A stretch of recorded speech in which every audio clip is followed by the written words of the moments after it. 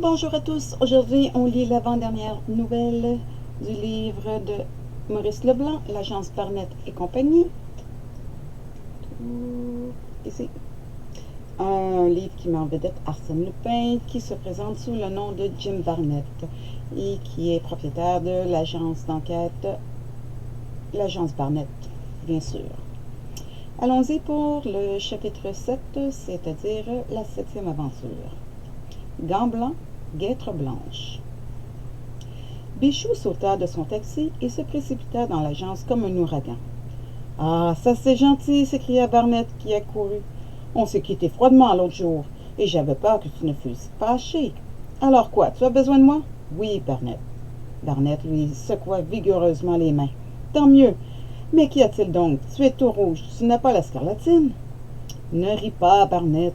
Le cas est difficile et je voudrais en sortir à mon honneur. De quoi s'agit-il? »« De ma femme. »« Ta femme? Tu es donc marié? »« Divorcé depuis 6 ans. »« Incompatibilité d'humeur? »« Non, elle obéissait à sa vocation. »« Qui était de te quitter? »« Elle voulait faire du théâtre. Tu vois ça d'ici? La femme d'un inspecteur de police. »« Et elle a réussi? »« Oui, elle chante. »« À l'opéra? »« Aux Folies Bergères. » Son nom? Olga Vauban. La chanteuse acrobate? Oui. Jim Barnett exprima son enthousiasme. Toutes mes félicitations, Bichou. Olga Vauban est une véritable artiste qui a trouvé, avec ses chansons disloquées, une formule nouvelle. Son dernier numéro chanté la tête en bas. Isidore m'adore, mais c'est James que j'aime. Vous donne le frisson du grand art. Je te remercie. Tiens, voilà ce que je reçois d'elle, dit Bichou en lisant un pneumatique griffonné au crayon et daté du matin même. On a volé ma chambre à coucher. Ma pauvre mère presque assassinée. Viens. Olga. Presque? C'est une trouvaille, dit Barnett. Bichou reprit. Aussitôt, j'ai téléphoné à la préfecture où l'affaire est déjà connue et j'ai obtenu d'être adjoint à 2 de mes collègues qui sont sur les lieux. Et qu'est-ce que tu crains? Demanda Barnett. De la revoir, dit Bichou d'un ton piteux. Tu l'aimes toujours? Quand je la vois, ça me reprend. J'ai la gorge serrée, je bafouille. Tu imagines une enquête dans ces conditions? Je ne ferai que des bêtises. Tandis que tu voudrais, au contraire, rester digne en face d'elle et te montrer à la hauteur de ta réputation. Justement. Bref, tu comptes sur moi. Oui, Barnett. Quelle conduite mène-t-elle, ton épouse?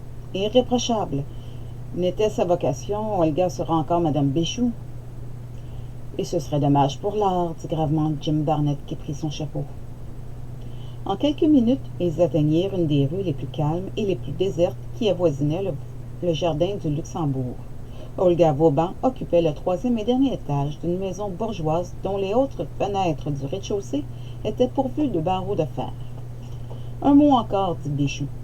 Renonce pour une fois à ces prélèvements qui déshonorent nos expéditions.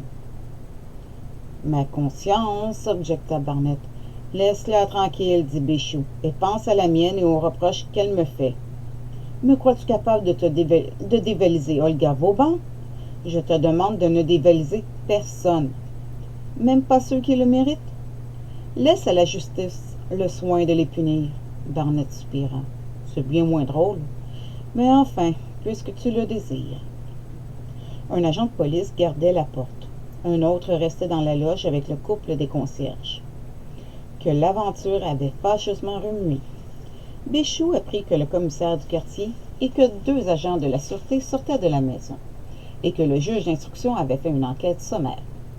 Profitons de ce qu'il n'y a personne, dit Bichou à Barnett.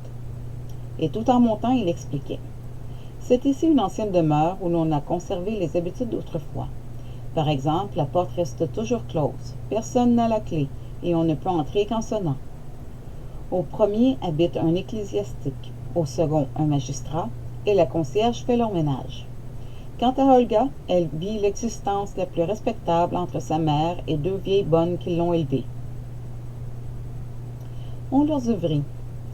Bichou précisa que le vestiaire menait à droite vers la chambre et le boudoir d'Olga, à gauche vers les chambres de la mère et des 2 vieilles bonnes, et qu'en face, il y avait un atelier de peinture transformé en gymnase, avec une barre fixe, un trapèze, des anneaux et de multiples accessoires disséminés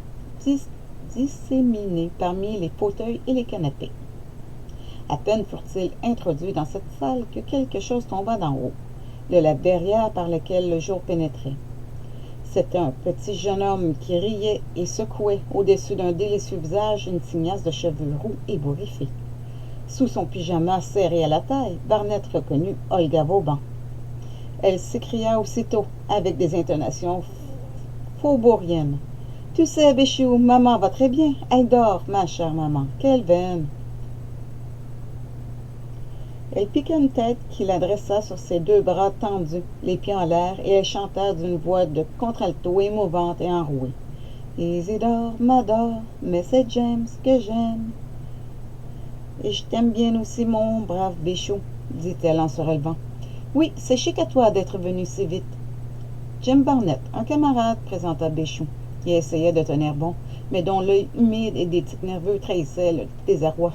« Parfait, dit-elle. À vous deux, vous allez démêler toute cette histoire et me rendre ma chambre à coucher. Ça vous concerne. Ah, à mon tour, je vous présente Del Brego, mon professeur de gymnastique, ma sœur, maquilleur, marchand de pommade et produit de beauté, qui fait fureur près de ces demoiselles de music hall et qui vous rajeunit et vous désarticule comme par hasard. Salut, Del Prego. Del Prego s'inclina. Il avait des épaules larges, une peau cuivrée, une figure épanouie et l'allure d'un ancien clown. Il était habillé de gris, guêtré et ganté de blanc, et tenait à la main un chapeau de feutre clair. Et tout de suite gesticulant, grasseyant, mêlant au français exotique dont il usait des mots d'espagnol, d'anglais et de russe, il voulait exposer sa méthode de dislocation progressive. Olga lui coupa la parole. « Pas de temps à perdre. Qu'est-ce qu'il te faut comme renseignement, Béchou? »« Tout d'abord, dit Béchou, fais-nous voir ta chambre. » Allons-y et presto! D'un bond, elle s'accrocha au trapèze, dont Léla la jeta sur les deux anneaux, d'où elle dégringola devant la porte. Nous y sommes, dit-elle. La chambre était absolument, radicalement vide. Lit, meubles, rideaux, gravures, glaces, tapis, bibelots, plus rien. Une chambre n'est pas plus nue où les déménageurs ont opéré. Olga pouffa de rire. Hein, l'ont-ils nettoyé? Jusqu'à mon jeu de brosse en ivoire qu'ils ont raflé. On dirait qu'ils ont même emporté la poussière. Et ce que j'y tenais à ma chambre. Pur Louis XV, acheté pièce par pièce.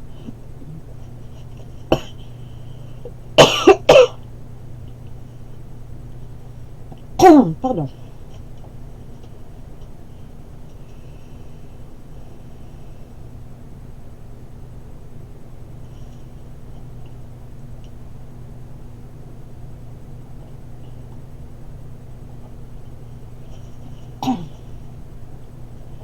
Un lit où coucha la Pompadour, quatre gravures de Boucher, une commode signée. Des merveilles, quoi. Tout l'argent de ma tournée en Amérique y avait passé. Elle fit un soupirieux sur place, secoua sa chevelure, s'écria gaiement. Bah, on s'en paiera une autre. Avec mes muscles en caoutchouc et ma voix éraillée, je suis pas en peine. Mais qu'est-ce que tu vas me relouquer ainsi, Béchou? On dirait toujours que tu vas t'évanouir à mes pieds. Viens que je t'embrasse. Et défile-moi tes questions, qu'on en finisse avant l'arrivée des types du parquet. Béchou prononça. Raconte ce qui s'est passé. Oh, ce n'est pas long, reprit-elle. Voilà. Hier soir, la demi de 10 heures venait de sonner. Il faut vous dire que j'étais partie à 8 heures avec Del Prego, qui m'accompagnait aux Folies Bergères à la place de maman. Elle tricotait, maman. Donc, la demi sonne.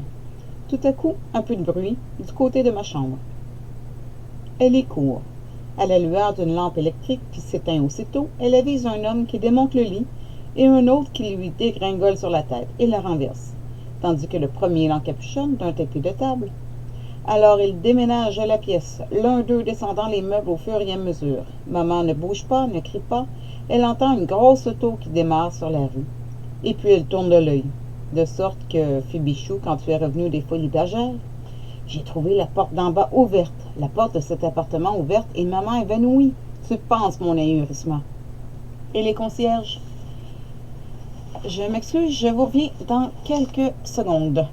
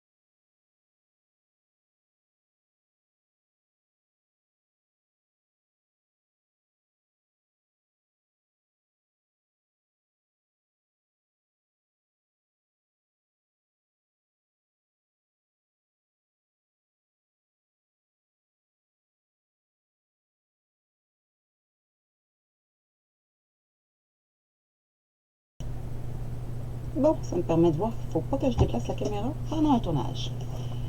On continue donc l'histoire. Et les concierges? Tu les connais, deux bons vieux qui habitent là depuis 30 ans et qu'un tremblement de terre ne dérangerait pas. Il n'y a que les coups de sonnette qui est capable de les réveiller la nuit. Or, ils jurent leur grand Dieu que de 10 heures du soir, heure à laquelle ils se sont endormis jusqu'au matin, personne n'a sonné. Et par conséquent, dit Béchou, ils n'ont pas une seule fois tiré le cordon qui ouvre. C'est ça même, et les autres locataires, rien entendu non plus, en fin de compte. En fin de compte quoi? Ton avis, Olga? La jeune femme s'emporta. Tu en as de bonnes, toi. Est-ce que c'est mon affaire d'avoir un avis? Vrai, tu m'as l'air aussi godiche que les types du parquet. Mais, fit-il interloqué, c'est à peine si on commence. Et tout ce que j'ai dit, Bouffi, ça ne t'a pas suffi pour éclairer tes lanternes? Si le dénommé Barnett est aussi gourde que toi, je peux dire adieu à mon lit Pompadour. Le dénommé Barnett s'avança et lui demanda. Pour quel jour le désirez-vous, votre lit Pompadour, madame? Comment? Dit-elle en regardant avec surprise ce personnage un peu falot d'apparence et à qui elle n'avait accordé aucune attention. Il spécifia d'un ton familier. Je voudrais savoir le jour et l'heure où vous désirez entrer en possession de votre lit Pompadour et de toute votre chambre. Mais fixons la date. C'est aujourd'hui mardi. Mardi prochain, cela vous convient-il? Elle ouvrait de grands yeux ronds et semblait suffoquée.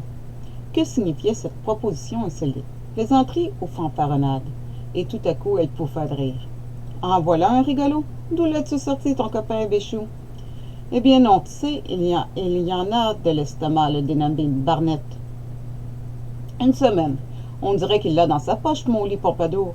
Et tu t'imagines que je vais perdre mon temps avec des lascars comme vous? Elle les poussa tous deux jusqu'au vestibule.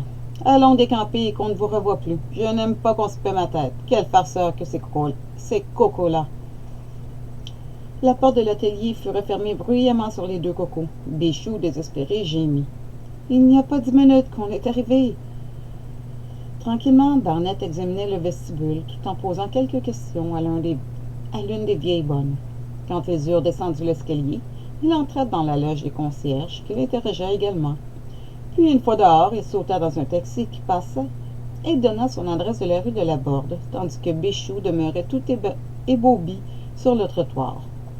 Si Barnett avait du prestige aux yeux de Béchou, Olga lui en imposait davantage encore, et il ne doutait point que, selon l'expression d'Olga, Barnett ne se fût tiré d'embarras par une promesse qui ne pouvait être qu'une farce.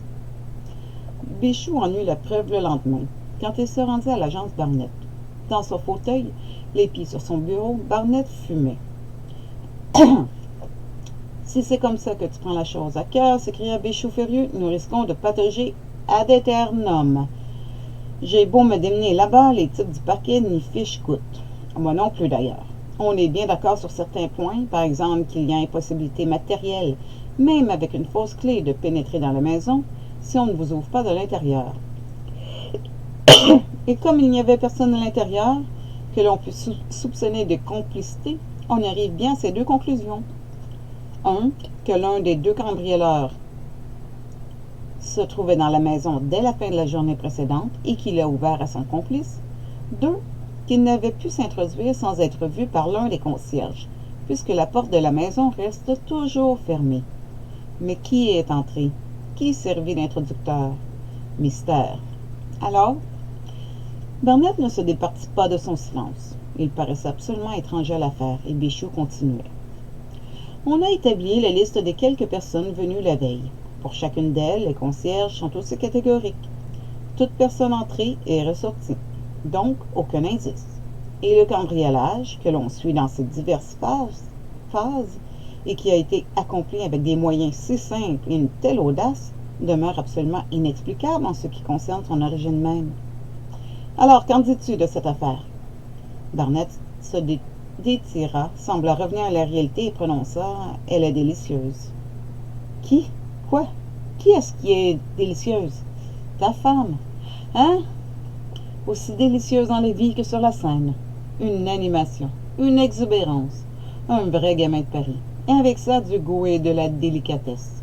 L'idée de mettre ses économies dans l'achat d'un lit Pompadour, n'est-ce pas charmant? Béchou, tu ne mérites pas ta veine. Béchou bougonna. Ma veine, il y a beau temps qu'elle s'est évanouie. Après avoir duré 1 mois. Et tu te plains? Le samedi, Béchou revint à la charge. Barnett fumait, rêvassait et ne répondait pas. Enfin, le lundi, Béchou apparut découragé. Ça ne marche pas, grogna-t-il. Tous ces types-là sont idiots. Et pendant ce temps, le lit Pompadour et la chambre d'Alga doivent filer vers quelque part d'où ils seront expédiés à l'étranger, vendus un jour ou l'autre. De quoi ai-je l'air, moi, inspecteur de police, vis-à-vis d'Olga? D'un imbécile. Il observa Barnett qui regardait la fumée de sa cigarette tourbillonner vers le plafond. Il s'indigna. Ainsi, nous luttons contre des adversaires formidables, tels que je n'en ai jamais rencontrés. Des gens qui agissent avec une méthode particulière, un truc tellement au point qu'ils ont déjà dû l'employer et le perfectionner. Et ça te laisse calme. On voit à n'en pas douter qu'ils ont introduit quelqu'un dans la place. Et tu n'essaies pas d'éclaircir leur manigance?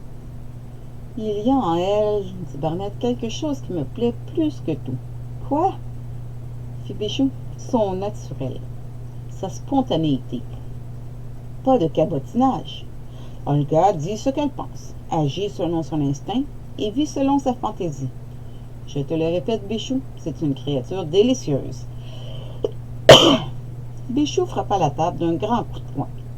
Sais-tu pourquoi tu passes à ses yeux? Pour un crétin. Quand elle parle de toi avec Delbrego, il rigole à se tenir les côtes. Barnett le crétin. Barnett le bluffeur. Barnett soupira. Pénible objectif. Que puis-je faire pour ne plus le mériter? C'est demain mardi, il faut rendre le lit Pompadour, comme tu l'as promis. Fichtre! Je ne sais malheureusement pas où il se trouve. Donne-moi donc un conseil, Béchou. Fais arrêter les cambrioleurs. Pour eux, tu sauras la vérité. Ça, c'est plus facile, dit Barnett. Tu as un mandat? Oui. Et des hommes à ta disposition? Je n'ai qu'à téléphoner à la préfecture. Téléphone donc qu'on t'envoie aujourd'hui 2 gaillards près du Luxembourg, sous les galeries de l'Odéon. Béchou tressauta. Tu te fiches de moi? Pas du tout. Mais crois-tu que je veuille passer pour un crétin aux yeux d'Olga Vauban? Et puis, n'ai-je pas l'habitude de tenir mes engagements? Béchou réfléchit quelques secondes. Il avait l'impression soudaine que Barnett parlait sérieusement et que depuis 6 jours, étendu dans son fauteuil, il n'avait point cessé de songer à l'énigme. Ne disait-il pas souvent qu'il y a des cas où la réflexion vaut mieux que toute enquête? Sans plus interroger, Béchou demanda au téléphone un de ses amis, un nommé Albert, qui était le collaborateur le plus direct du chef de la sûreté. Il fut convenu que 2 inspecteurs seraient dirigés vers l'Odéon. Barnett se leva et s'apprêta. Il était 3 heures, ils partirent. Nous allons donc dans le quartier d'Olga, fit Béchou. Dans la maison même, mais pas chez elle. Chez les concierges. Ils s'installèrent en effet au fond de la loge, après que Barnett fut recommandé au concierge de ne pas souffler mot et de ne rien faire qui pût donner à croire que quelqu'un fût auprès d'eux. Un grand rideau qui cachait le lit les dissimula. De chaque côté, l'un et l'autre pouvaient voir toute personne à qui l'on aurait tiré le cordon, soit pour entrer, soit pour sortir. Le prêtre du premier étage passa, puis une des vieilles bonnes d'Olga qui allait en course, un panier sous le bras. « Qui diable attendons-nous? » murmura Béchou. « Quel est ton but? »« De t'apprendre ton métier, mais... » Chut! À 3h30 entra Delbrego, gants blancs, guêtres blanches, complet gris, chapeau clair. Il dit bonjour de la main au concierge et monta.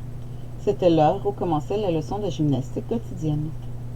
40 minutes plus tard, il sortait de nouveau et rentrait avec un paquet de cigarettes qu'il était allé acheter. Gants blancs, guêtres blanches. Puis, 3 personnes quelconques défilèrent, et soudain, Béchou chuchota.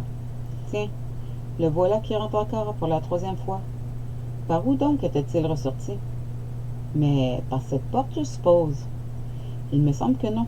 Cependant, déclara Béchou, moins affirmatif, à moins que nous ayons mal observé. Qu'en penses-tu, Barnett? » Barnett écarta le rideau et répondit. « Je pense qu'il est temps d'agir. Va retrouver tes collègues, Béchou. »« Je les amène? »« Oui.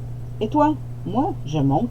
Tu m'attends. »« Pourquoi faire? »« Mais enfin, qu'y a-t-il? Tu le verras. Postez-vous tous les trois au second étage, on vous appellera. Alors, tu marches? À fond. Contre qui? Contre des bonhommes qui n'ont pas froid aux yeux, je te le jure. Galope! Béchou s'en alla. Barnett, comme il l'avait annoncé, monta les 3 étages et sonna. On l'introduisit dans la salle de gymnastique où Olga achevait sa leçon sous la surveillance de Del Prego. « Tiens, l'intrépide M. Barnett !» s'écria Olga du haut des échelles de corde. « Le tout-puissant M. Barnett !»« Eh bien, M. Barnett, m'apportez-vous mon lit Pompadour? »« À peu de choses près, madame. Mais je ne vous gêne pas. Au contraire. » D'une agilité incroyable, méprisant le danger, elle exécuta, comme en se jouant, les mouvements que Del Prego lui indiquait d'une voix brève. Le professeur approuvait, critiquait et parfois donnait l'exemple, lui-même acrobate exercé, mais plus violent que souple et soucieux, eût-on dit, de montrer sa force qui semblait prodigieuse. La leçon terminée, il enfila son veston, boutonna ses guêtres blanches, prit ses gants blancs et son chapeau clair. « À ce soir au théâtre, madame Olga. »« Tu ne m'attends donc pas aujourd'hui, Del Prego? Tu m'y aurais conduite puisque maman est absente. »« Pas possible, madame Olga. J'ai une séance avant de dîner. » Il se dirigea vers la sortie, mais il dut s'arrêter. Barnett se trouva entre la porte et lui. « Quelques mots seulement, cher monsieur, dit Barnett, puisque le hasard favorable me met en votre présence. Je regrette vivement, mais dois-je me présenter encore?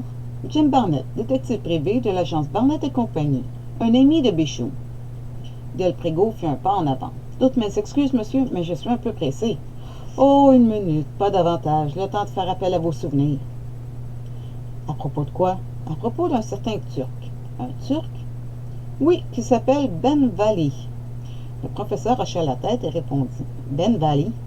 Je n'ai jamais entendu ce nom. »« Peut-être celui d'un certain Avernoff, vous serait-il connu? »« Pas davantage. »« Quels étaient ces messieurs? » « 2 assassins. » Il y eut un court silence.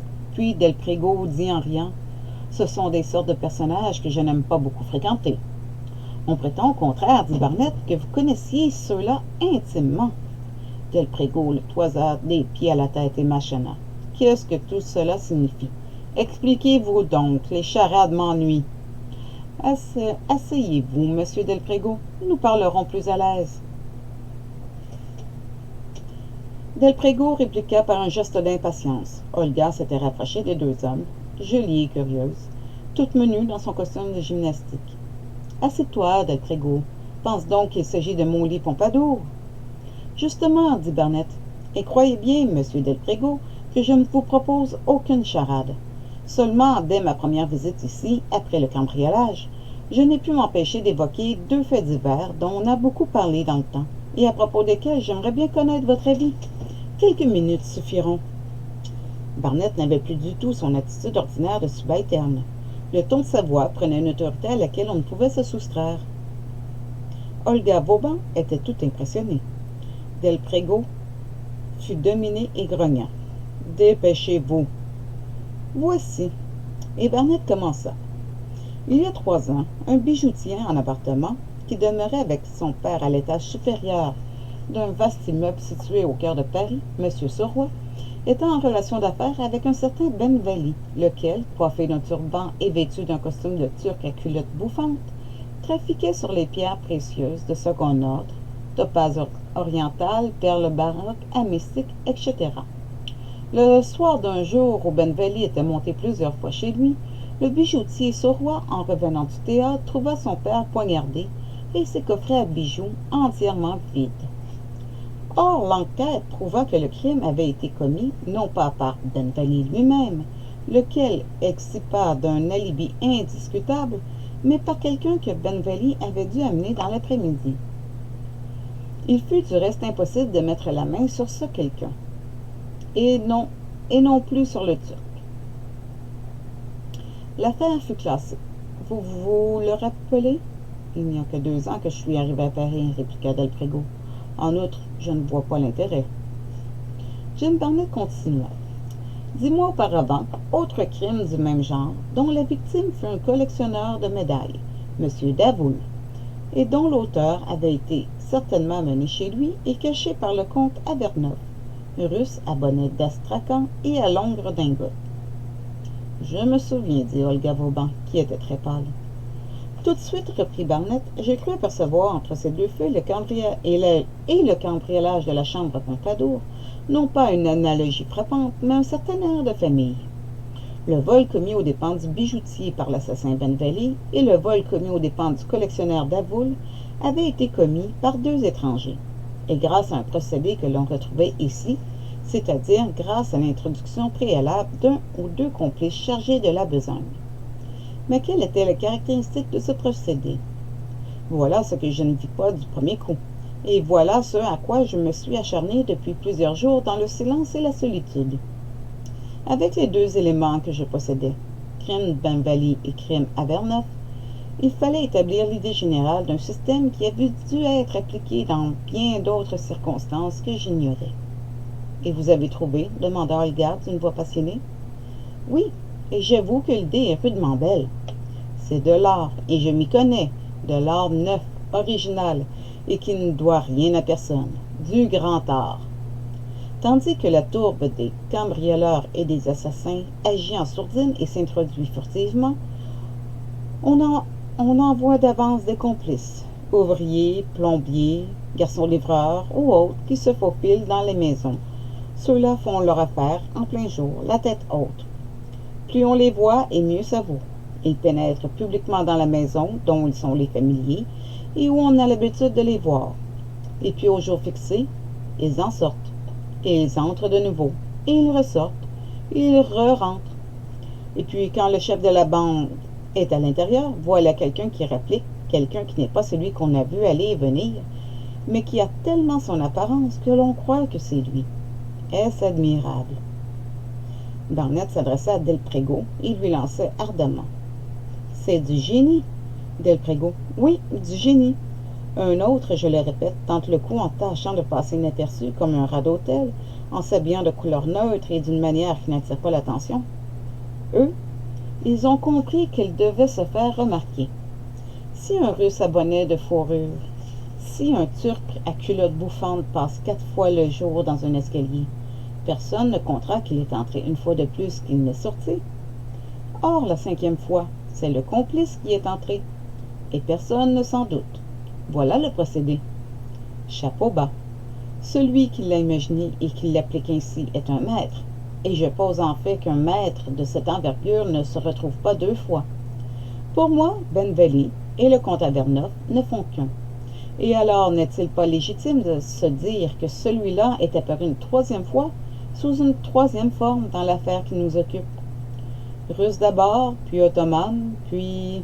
Qui pourrions-nous apercevoir ici ayant ces mêmes qualités d'étrangers et s'habillant de cette façon particulière?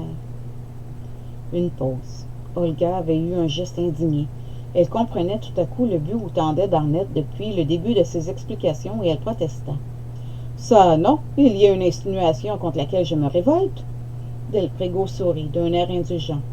« Laissez donc, Madame Olga, Monsieur Barnett s'amuse. » Évidemment, Delprégo, dit Barnett, je m'amuse. Et vous avez bien raison de ne pas prendre au sérieux mon petit roman d'aventure.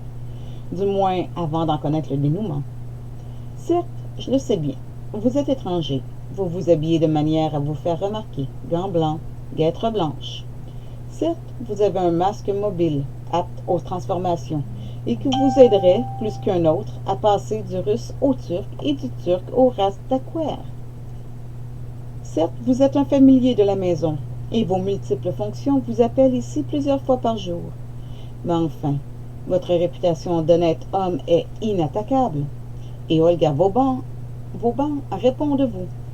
Aussi n'est-il aucunement question de vous accuser. Mais que faire? Vous comprenez mon embarras?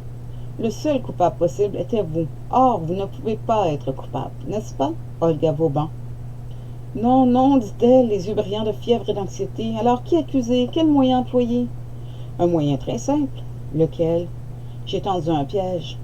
Un piège? Mais comment? Jim Barnett demanda. Vous avez eu, avant-hier, un coup de téléphone du baron de Lorraine? Oui, en effet. Lequel est venu vous voir hier?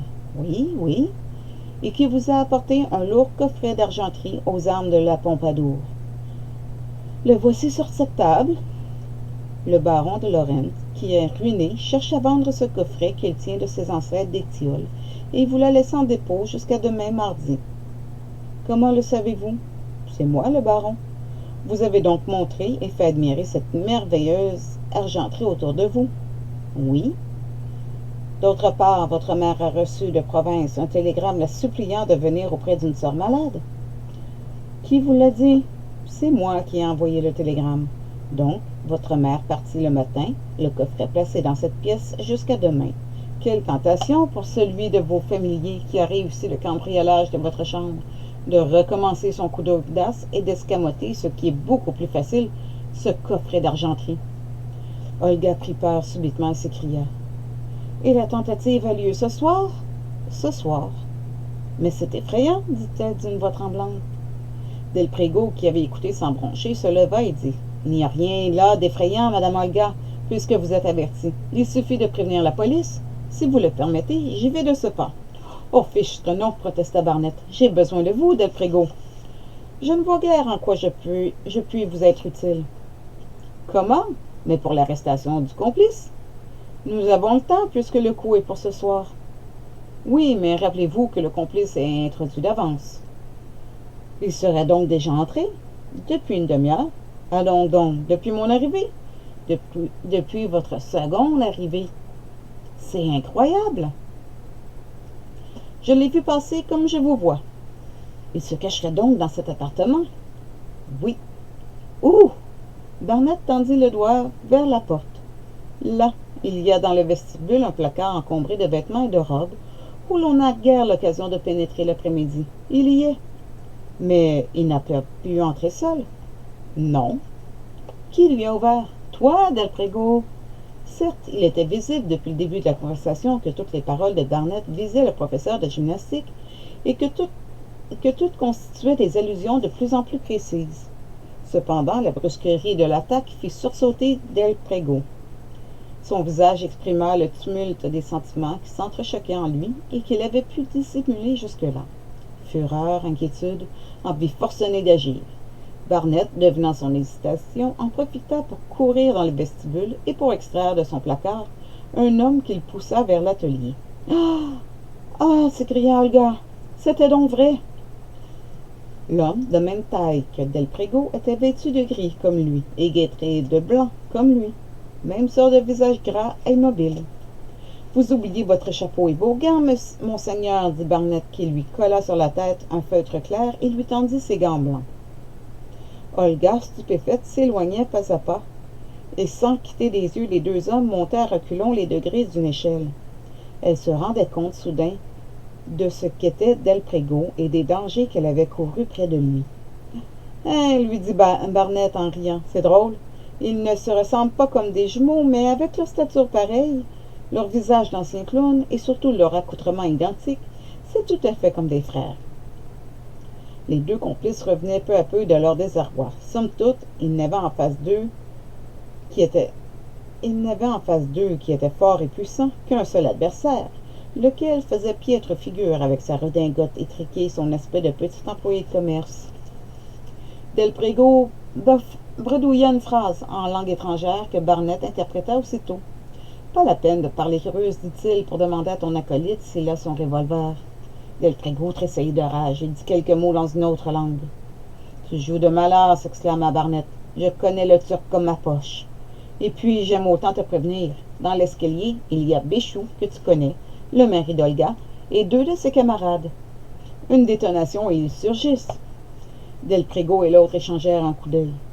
Ils se sentaient perdus. Cependant, ils étaient de ceux qui ne lâchent pas prise avant d'avoir touché des deux épaules, et immobiles en apparence, par déplacement imperceptible, ils se rapprochèrent de Barnett. « À la bonne heure !» s'écria celui-ci. « La lutte à bras-le-corps, la lutte acharnée. Et alors, une fois que je serai hors de combat, vous essaierez de brûler la politesse à Béchou. Attention, madame Olga, vous allez assister à quelque chose de splendide. Les deux colosses contre le gringalet. Les deux Goliaths contre David. Vas-y donc, Del Prego, plus vite que ça. Allons, un peu de courage. Saute-moi à la gorge. » 3 pas les séparaient. Les deux bandits crispaient leurs doigts. Une seconde de plus et ils s'élançaient. Barnett les prévint. Il piqua une tête sur le parquet saisit chacun d'eux par une jambe et les renversa comme des mannequins.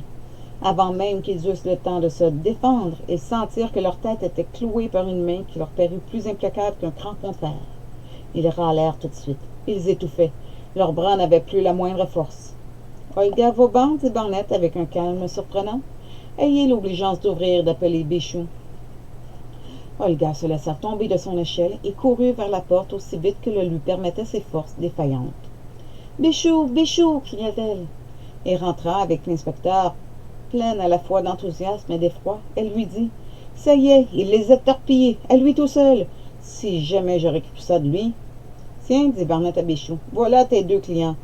Tu n'as qu'à leur passer la chaîne au poignet, afin que je les laisse respirer, les pauvres diables. Non, ne les serre pas trop, Béchou. Je t'assure qu'ils seront raisonnables. N'est-ce pas, Delprégo? On n'a pas envie de rouspéter. Il se releva, baisa la main d'Olga, qui le contemplait d'un air ébaubi, puis s'écria gaiement: ah, Béchou, quelle belle chasse aujourd'hui! 2 grands fauves parmi les plus grands et les plus rusés. Delprégo, tous mes compliments pour la façon dont tu travailles. Du bout de ses doigts raidis, il lançait de petites pointes amicales dans la poitrine du professeur, que Béchou tenait solidement à l'aide d'un cabriolet, et il continuait avec une joie croissante. C'est du génie, je le répète. Tiens, tout à l'heure, dans la loge des concierges où nous guettions, j'ai bien vu, moi qui connaissais ton truc, que le dernier arrivant n'était pas toi. Mais Béchou, après une seconde d'incertitude, est tombé dans le panneau et a cru que ce monsieur à guêtres blanches, à gants blancs, à chapeau clair et à veston gris était bien le Delprégo qu'il avait vu passer plusieurs fois, ce qui permit au Delprégo numéro 2 de monter tranquillement, de se glisser par la porte que tu n'avais pas refermée et de filer dans le placard, exactement comme au soir où la chambre à coucher s'évanouissait dans les ténèbres. Et tu oserais me dire que tu n'as pas de génie? Décidément, Barnett ne pouvait plus contenir sa joie exubérante. Un bond formidable le mit à cheval sur le trapèze, d'où il sauta sur une perche immobile autour de laquelle il tourna comme une girouette. Il attrapa la corde à nœuds, puis les anneaux, puis l'échelle, tout cela dans un mouvement vertigineux, comparable aux pirouettes d'un singe dans sa cage. Et rien n'était plus comique que les basques de sa vieille redingote qui flottaient et virevoltaient derrière lui, raides et ridicules.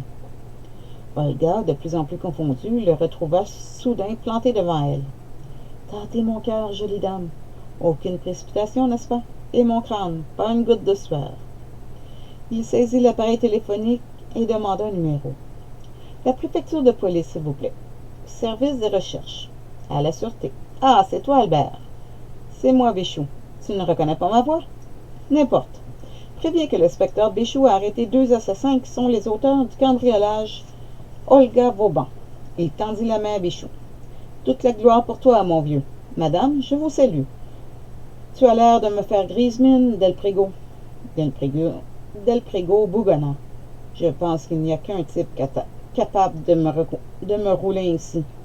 Qui donc? Arsène Lupin.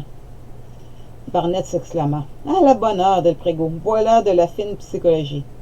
Ah, toi, tant que tu ne perdras pas la tête, il y aura de la ressource. Seulement voilà, elle ne colle plus très bien à tes épaules. Il éclata de rire, salua Olga et sortit d'un pas léger, en chantonnant. Isidore m'adore, mais c'est James que j'aime. Le lendemain, Delprégo, harcelé de questions et accablé de preuves, désignait le hangar de banlieue où il avait enfermé la chambre à coucher d'Olga Vauban. C'était un mardi. Barnett avait tenu sa promesse. Durant quelques jours, Béchou fut obligé de se rendre en province pour son service. En revenant, il trouva un mot de Barnett. « Avoue que j'ai été chic. Pas un sou de bénéfice dans l'affaire. Aucun de ces prélèvements qui t'affligent. Mais d'un autre côté, quelle récompense si je garde ton estime? » L'après-midi, Béchou résolut à rompre toute relation avec Barnett, se dirigea vers l'agence de la rue de Laborde. Elle était close et barrée d'une affiche. Fermée pour cause de flirt. Réouverture après la lune de miel. Que diable veut-il dire, grogna Béchou, non sans une inquiétude secrète. Il courut chez Olga. Porte close également. Il courut aux Folies Bergères. Là, on lui annonça que le grand artiste avait payé un dédit important et venait de partir en voyage. Crénom de crénombre, douilla Béchou, quand il fut dans la rue. Est-ce que ce serait possible? À défaut d'un prélèvement en argent, aurait-il profité de sa victoire et s'est-il permis de séduire? Épouvantable soupçon, détresse sans pareille. Comment savoir? Ou plutôt, comment agir pour ne pas savoir et pour ne pas acquérir une certitude que Béchou craignait plus que tout? Mais hélas, Barnett ne lâchait pas sa proie. Et à diverses reprises, Béchou reçut des cartes postales illustrées et y annotait avec un enthousiasme délirant. Ah, Béchou, un clair de lune à Rome. Béchou, si jamais tu aimes, viens en Sicile. Et Béchou grinçait des dents. Gredin, je t'ai tout pardonné, mais cela, jamais. À bientôt la revanche. Voilà ce qui met fin à la 7e aventure de l'agence Barnett. Revenez demain, on lira le dernier chapitre du livre qui s'appelle Béchou arrête Jim Barnett. Bonne journée!